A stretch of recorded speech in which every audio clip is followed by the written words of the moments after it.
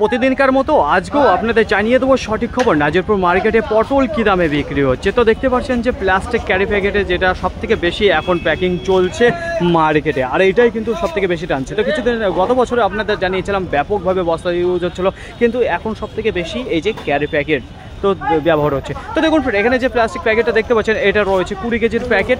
তো আজকে জানিয়ে দেবো নাজিরপুর মার্কেটে পটলের কোয়ালিটি কেমন রয়েছে, কী দামে বেচাকেনা হচ্ছে। তো দেখতেই পাচ্ছেন এদিকে লাট রয়েছে, এদিকে প্যাকিংয়ের কাজ চলছে। তো চলুন দেখি আপনাদের সামনে তুলে ধরে যে সাইজ এবং কোয়ালিটি কেমন রয়েছে। সাইজের যদি কথা বলি তাহলে দেখতে পাচ্ছেন গড় মাল রয়েছে, কিছু ছোটো রয়েছে, মিডিয়াম রয়েছে, বড় রয়েছে।